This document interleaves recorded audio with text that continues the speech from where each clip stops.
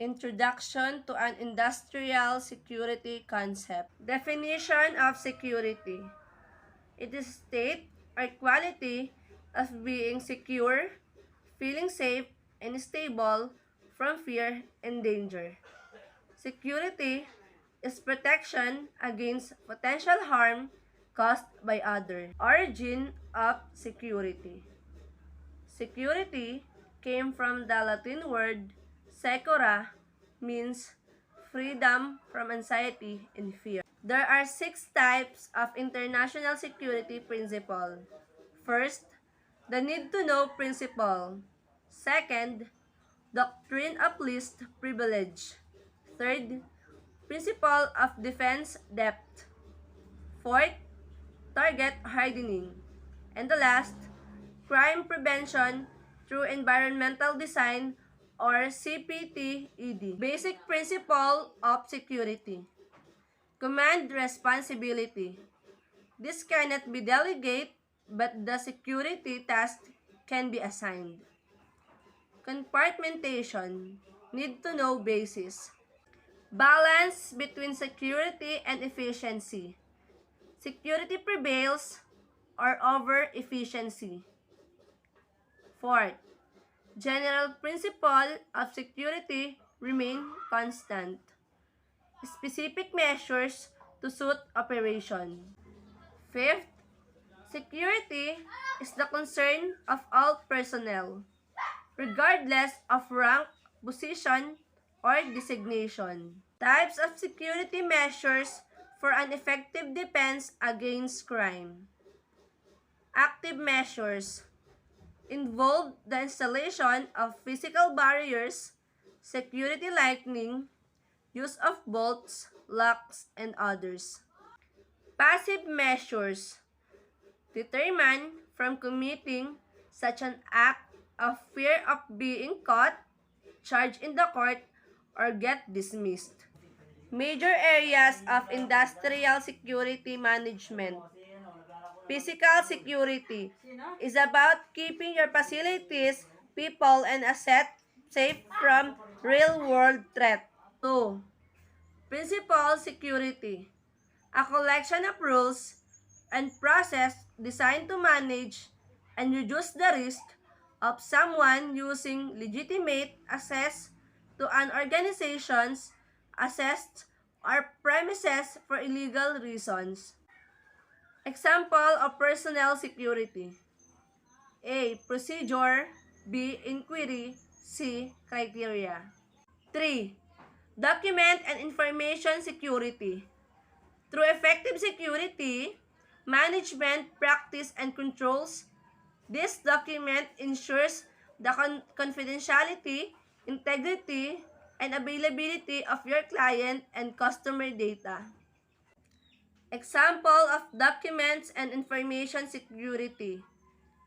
A. Policy. B. Regulation. C. Doctrine. D. Practices. Factors that bring insecure condition. 1. Threat. Positive act. Activity that could lead to loss. 2. Hazard. Positive act. Condition that could lead to loss. Vulnerability. Measures of vulnerability.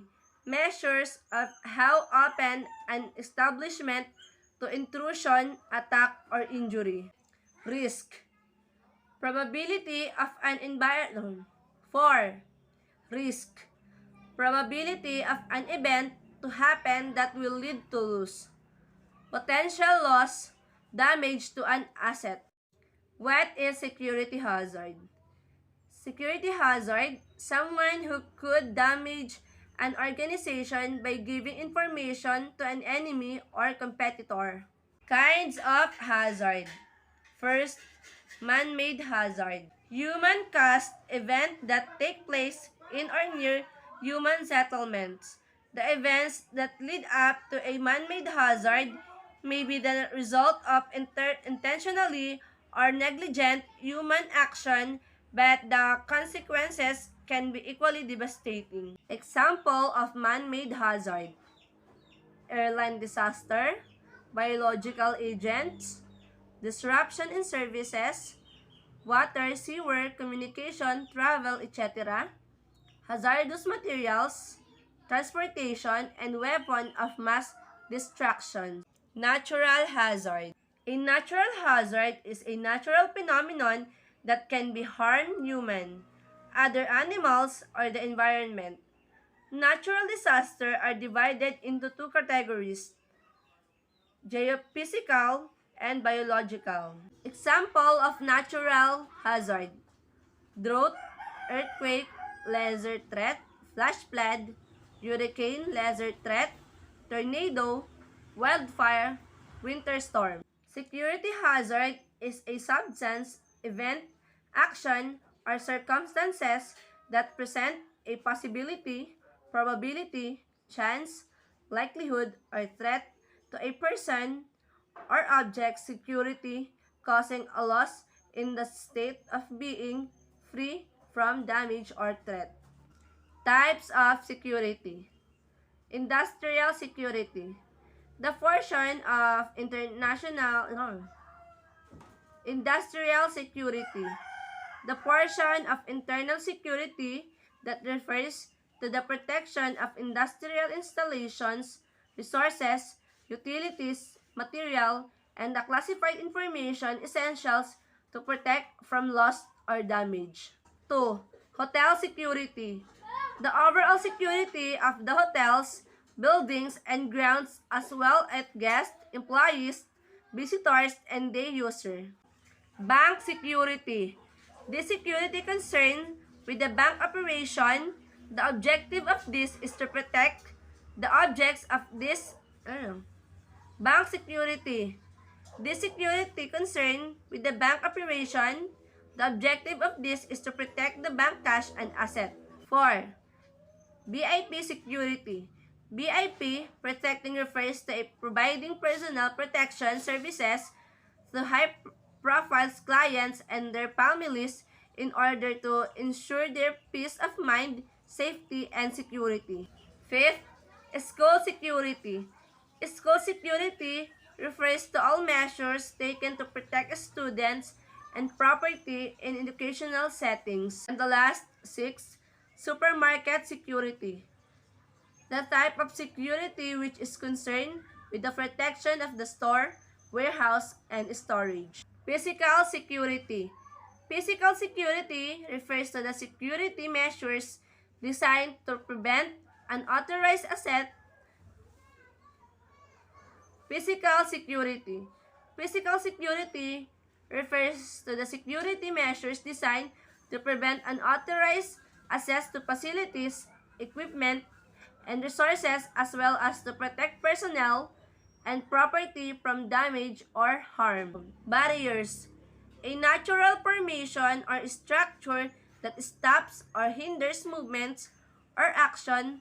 Geographic barriers to species dissemination, barrier, beaches, medication that traverse the placental barriers, a natural formation or structure that inhibits or hinder movement or action. Perimeter barrier. A perimeter barrier intended to provide substantial protections against intruders should therefore combine a fence or wall with security lighting, an intruder detection system, CCTV, and security guard forces. Classification of barrier. Inside barriers.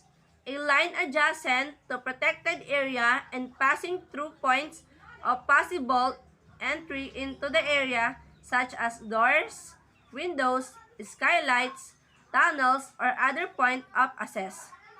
Outside barriers.